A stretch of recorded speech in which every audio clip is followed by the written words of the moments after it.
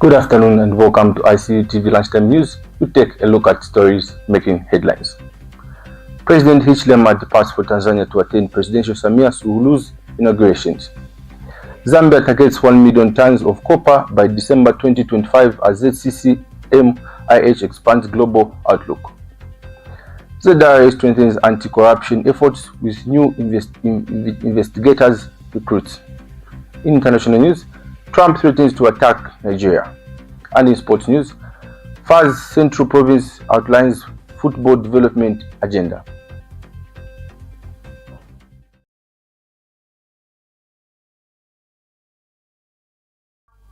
With the news in details, my name is Chalwe Kunta Chiwe. President Hichilema has departed for the United Republic of Tanzania to attend the inauguration ceremony of President-elect Samia Hassan Suluhu.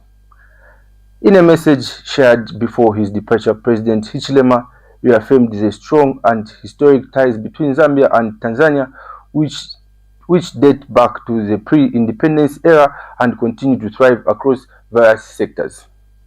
He expresses gratitude to Zambians for their prayer and support as he undertakes the official trip, describing the event as an important occasion that underscores regional unity and cooperation. President Suluhu's inauguration marks her renowned mandate as leader of Tanzania, and Zambia's participation reflects the close diplomatic relationship between the two neighboring nations.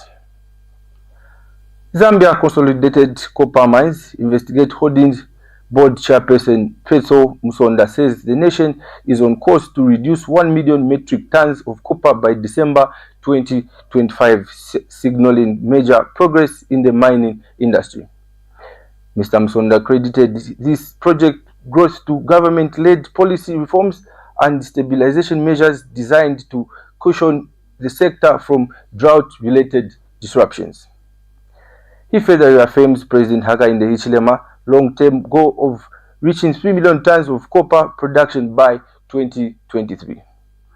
During a courtesy call on Zambia's High Commission to the United Kingdom, Masenje Mazoka, Mr. Musonda disclosed that the mining sector has attracted investments exceeding $12 billion. He adds that Zccm is strengthening existing partnership and pursuing new global ventures to enhance its role in copper marketing, a space historically dominated by foreign firms. Well, Mr. Musonda also reveals that the company is diversifying into gold exploration, cobalt, and uranium projects. Meanwhile, High Commissioner Mazoka commended Zccm strategic expansion and emphasized the renewed investor confidence in Zambia following the country's successful debt restructuring. The information was released through a statement to ICU TV by Speedwell Mupuchi, First Secretary for Press at the Zambia's High Commission in London. The Zambia Revenue Authority ZRA has enhanced its internal accountability mechanism by appointing 7 specialist investigators to reinforce transparency, ethical standards, and integrity in revenue administration. Well, the newly recruited officers will act as internal oversight agents responsible for investigation, misconduct, enforcement, the authority code of conduct, and coordinating with key enforcement bodies including the Anti-Corruption Commission, Drug Enforcement Commission, and the Zambia Police. Welcoming the officers, the Direct Commissioner General Dingani Banda underscored the importance of integrity as a guiding principle for the authority and urged the team to carry out their duties with professionalism, courage, and honor. He notes that the Internal Affairs Unit plays a crucial role in curbing revenue leakages and reaffirmed management's commitment to supporting its operations. Mr. Banda further encourages members of the public to report any form of corruption or unethical practices involving the authority, stressing that public participation is vital in promoting transparency and maintaining public interest in Zambia's tax system. The Minister of Technology and Science, Felix Mutati, officiated at the IMAC Innovation Hub in Lusaka, where he applauded young Zambian innovators for their creativity and commitment to addressing national challenges through technology. The youth showcased projects in robotic and artificial intelligence (AI), including innovations aimed at improving food security. Mr. Mtati reaffirms government support by pledging to equip the innovators with digital tools and resources to enhance their work. Meanwhile, the Zambian Business Angle Network, represented by Mr. Elias Chipimo, also pledged mentorship and mental and material support to the teams. The event underscored the new Dawn government ongoing commitment to empowering the next generation with digital skills essential for national development. We take our first commercial break. We'll be back shortly. Did you know that mental health conditions are treatable and recovery is possible? Hi, I'm Ngenia Febamoyo. I'm your host on Let's Talk Mental Health. I invite you all to this show where you freely express yourself, and together we find a solution. For more details, you can contact 0777 93 73 92, and we'll be there to help you find solutions to whatever you're going through.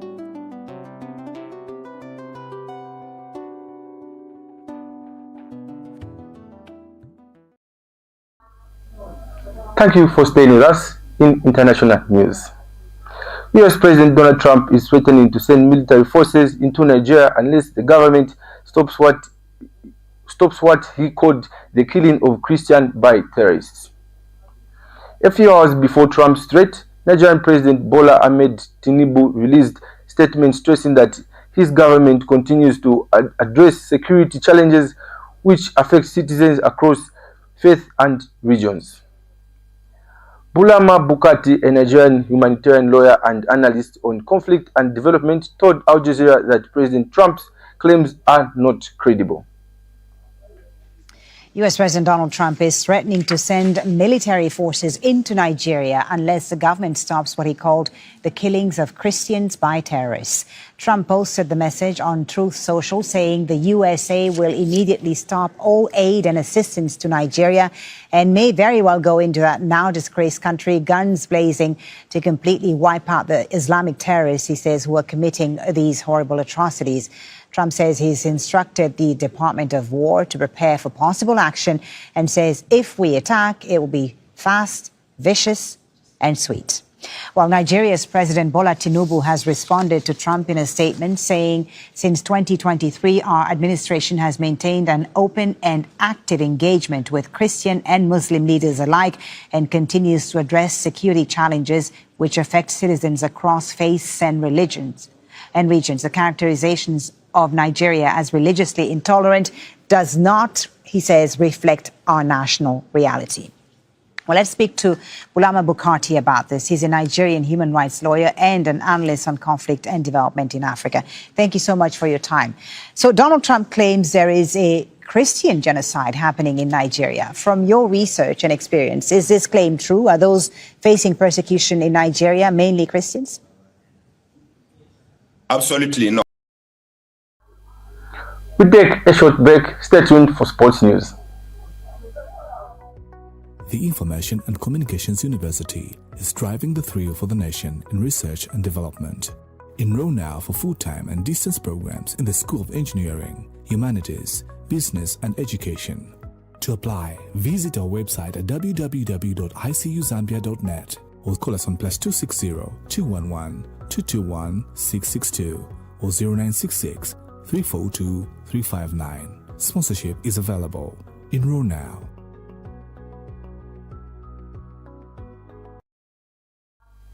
Welcome back, and now in sports news.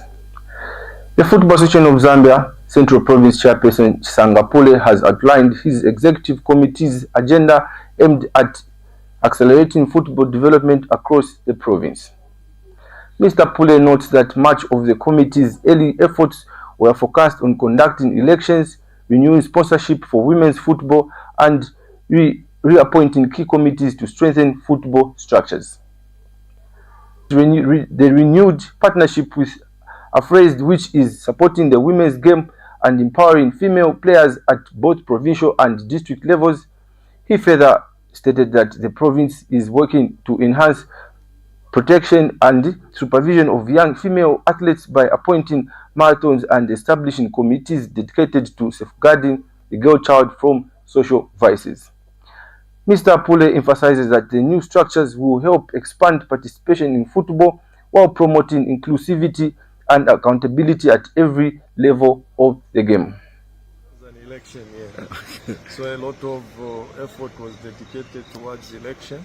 But post-election, the major assignment we undertook was for us to renew the sponsorship deals and come up with a new one, which was the sponsorship for the boys.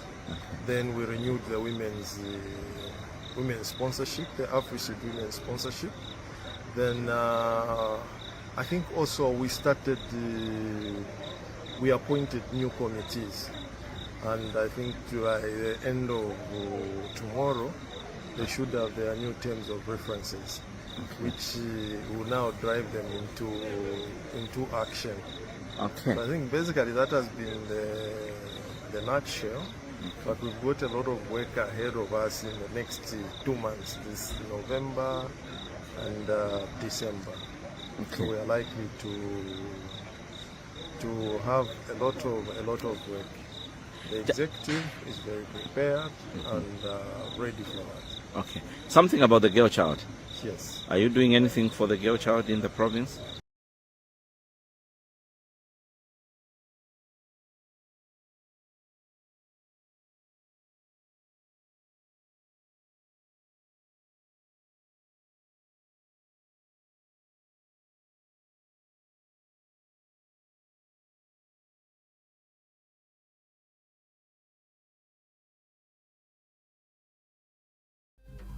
That sporting item brings us to the end of our lunchtime news. But before we go, a quick recap on stories that make headlines.